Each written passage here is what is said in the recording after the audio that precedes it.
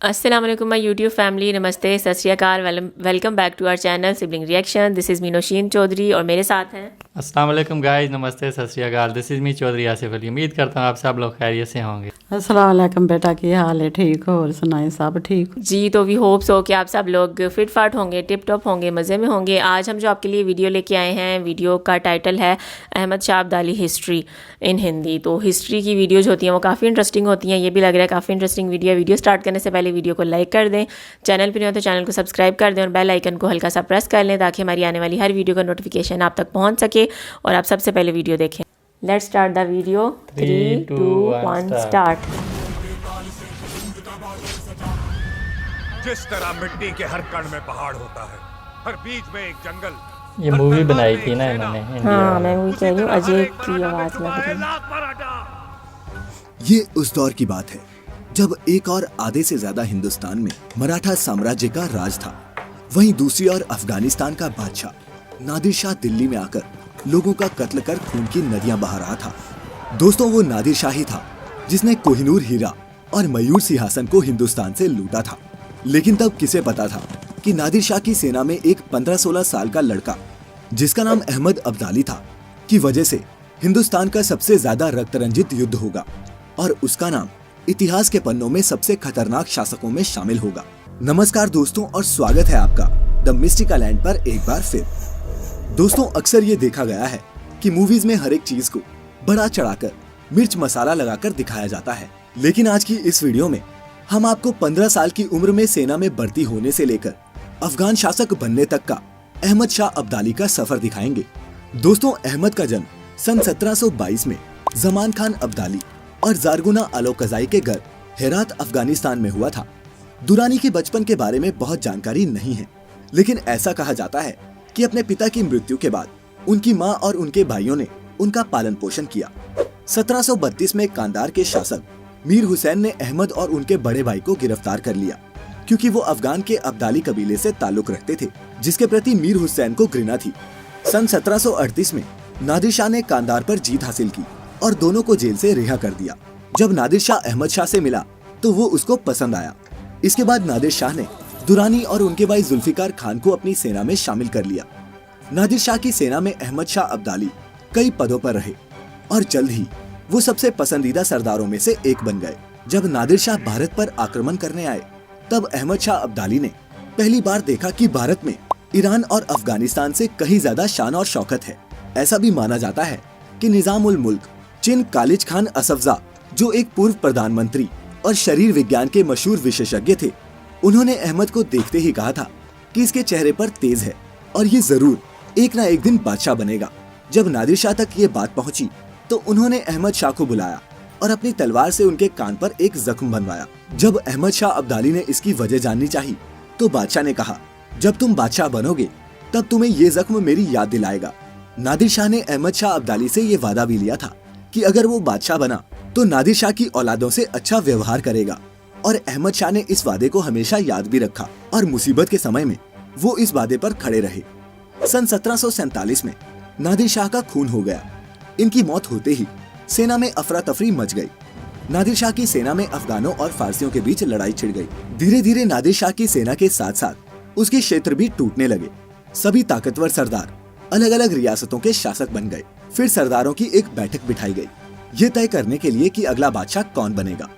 काफी सोच विचार और चर्चा करने के बाद अंत में अहमद शाह दुरानी को नादिर शाह के साथ उनके घनिष्ठ संबंधों के कारण बादशाह बनाने का फैसला लिया गया और फिर 1747 में 25 साल के अहमद शाह अब्दाली को कांधार में एक भव्य समारोह में अफगान बादशाह घोषित किया गया। अहमद शाह ने सबसे पहले गजनी पर कब्जा करके अपनी सैन्य विजय की शुरुआत की।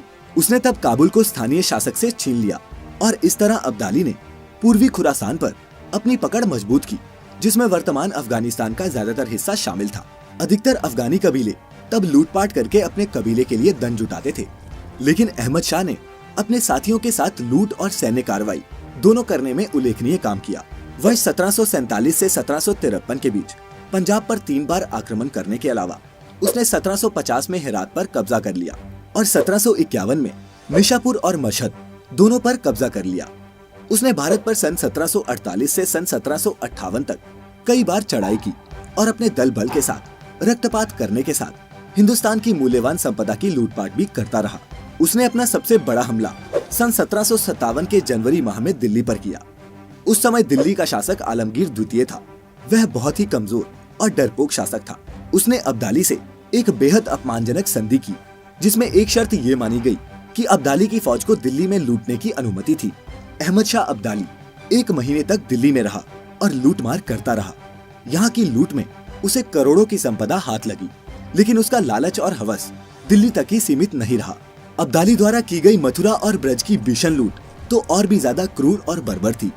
इसके बाद उसने दिल्ली से सटे आसपास के छोटे छोटे राज्य के जाटों की रियासतों को भी लूटने का काम शुरू किया।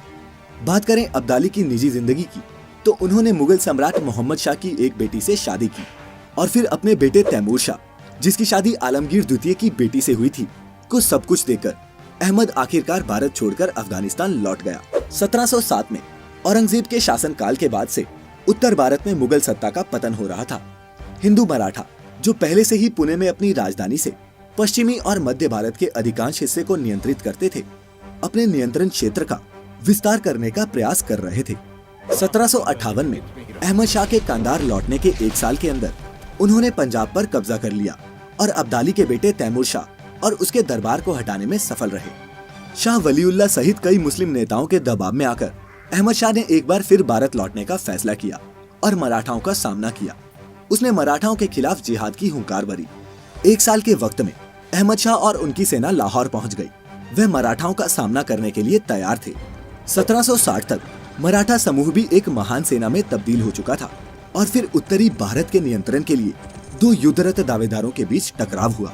पानीपत की तीसरी लड़ाई बड़े पैमाने पर मुस्लिमों और हिंदू सेनाओं के बीच लड़ी गई थी। इस युद्ध में हजारों लोगों की जान गई और अंत में अहमद शाह अब्दाली की जीत हुई। पानीपत की ये जीत अहमद शाह और अफगान शक्ति की एक बहुत बड़ी जीत थी। उनका साम्राज्य उस समय दुनिया में सबसे बड़ा साम्राज्य था। उनके साम्राज्य में गिरावट तब हुई जब पंजाब में सिखों ने विरोध कर दिया। मराठाओं से युद्ध के समय सिखों को न्यूट्रल माना गया था। 1760 के शुरुआती वर्षों से ही सिखों और अफगानों का ये टकराव समय समय पर होता रहा। अंततः अब्दाली ने सिखों पर नियंत्रण खोने के साथ ही उत्तर भारत के बड़े हिस्से पर अपना नियंत्रण खो दिया। 1770 की शुरुआत में अहमद शाह दुरानी को कैंसर हो गया और उसने अपने जीवन के आखिरी 10 साल काबुल के बाहर ही बिताए। जून 1773 की शुरुआत में अफगानिस्तान के कांधार प्रांत में उनका निधन हो गया। आज भी कंधार में सबसे महत्वपूर्ण ऐतिहासिक स्मारक अहमद शाह दुरानी का मकबरा ही है। और हो भी क्यों ना, अफगानों के लिए अहमद शाह दुरानी किसी हीरो से कम नहीं था। आखिरकार वो पहला दुरानी सम्राट जो था। तो दोस्तों, ये था असली अहमद शाह अब्दाली, एक योद्धा, लुटेरा, नायक, आक्रांता और ना जाने क्या क्या। आपको क्या लगता है, हिंदू मुस्लिम डिबेट को छोड़कर क्या लगा आपको अब्दाली की शख्सियत का सबसे प्रभावशाली अंग? बताएं नीचे कमेंट्स में। फ्रेंड्स, ये था आज का वीडियो। जैसा कि उन्होंने अहमद शाह अब्दाली के बारे में बताया, एक बहुत ही ब्रेव एम्परर थे जिनकी बहुत सारी अचीवमेंट्स थी और उनकी लाइफ स्टोरी जो वो बहुत इंटरेस्टिंग थी। जैसे कि उन्होंने बताया कि उनकी शख्सियत ऐसी थी कि किसी ने पहले से ही बता दिया था कि वो जो हैं वो बादशाह बनेंगे। उसके बाद जब उन्हें लगा कि उन्हें चले जाना चाहिए तो वो इंडिया छोड़ के चले गए, लेकिन फिर जब उन्हें दोबारा ज़रूरत महसूस हुई वो फिर दोबारा आए। जी तो फ्रेंड्स, ये थी आज की वीडियो। जैसा कि उन्होंने वीडियो के आखिर में कहा कि अगर हिंदू मुस्लिम को छोड़ के देखा जाए अहमद शाह की शख्सियत को, तो काफ़ी स्ट्रॉन्ग थी, काफ़ी ब्रेव थे वो। अफ़गानिस्तान के जो थे अभी तक उनको याद करते हैं अपने हीरो के तौर पे, जैसे कि उन्होंने वीडियो में बताया। और एक चीज़ से डिसएग्री हम करते हैं कि अगर वो लुटेरे होते तो वो फिर इंडिया से वापस ही नहीं आते, वो तो इंडिया पे कब्ज़ा करके बैठ जाते। लेकिन वो 2-3 दफ़ा उन्होंने जंगी की, वो वापस आए। और पानीपत की लड़ाई में बिल्कुल उन्होंने ठीक हिस्ट्री बताई कि मराठा हार गए थे और अहमद शाह जीत गए थे। जो रियलिटी होनी चाहिए उसको एक्सेप्ट करना चाहिए। अगर वो हार जाते तो हम उसको भी एक्सेप्ट करते, लेकिन उन्होंने बताया मूवीज़ में कुछ चीज़ों को तोड़ मरोड़ के दिखाया जाता है और फिर एंड में उन्हें कैंसर की वजह से उनकी डेथ हो गई। तो उनकी जो लाइफ स्टोरी थी, किस तरह से वो बादशाह बने, हालांकि वो बादशाह किसी के परिवार से नहीं थे, कोई उनका मतलब ख़ानदान नहीं था, फिर भी वो बादशाह बन गए। वो स्टोरी उन्होंने कोई बताई कि एक बुज़ुर्ग ने उनके कान पे कट लगवाया कि तुम बादशाह बनोगे, और जो उन्होंने बादशाह वो बने जब, उसके बाद जो उन्होंने वादा किया था अपने बादशाह से, उनके बच्चों के साथ भी उन्होंने अच्छा सलूक किया। तो एक सच्चे इंसान थे। मुझे तो वीडियो बहुत ज़बरदस्त लगी है। तो गाइस हमें तो अहमद शाह अब्दाली बहुत ही ब्रेव किस्म के एम्परर लगे, और जैसा कि हिस्ट्री भी है तो आप ज़रूर बताइएगा कि आपको ये वीडियो कैसी लगी। वीडियो अच्छी लगी हो तो वीडियो को लाइक कर दीजिएगा, चैनल पर नहीं हो तो चैनल को सब्सक्राइब कर दीजिएगा और बेल आइकन को हल्का सा प्रेस कर दीजिएगा ताकि हमारी आने वाली हर वीडियो का नोटिफिकेशन आप तक पहुँच सके और आप सबसे पहले वीडियो देखें। और अगर आप कोई अपनी वीडियो फेवरेट देखना चाहते हैं तो उसकी रिकमेंडेशन भी दे सकते हैं कमेंट सेक्शन में। इंशाल्लाह हम जल्द ही आपकी जो रिकमेंडेशंस है उस पर वीडियो बनाएंगे। तो मिलते हैं नेक्स्ट वीडियो में। Till then stay healthy, stay wealthy, stay awesome, goodbye. अल्लाह हाफिज़।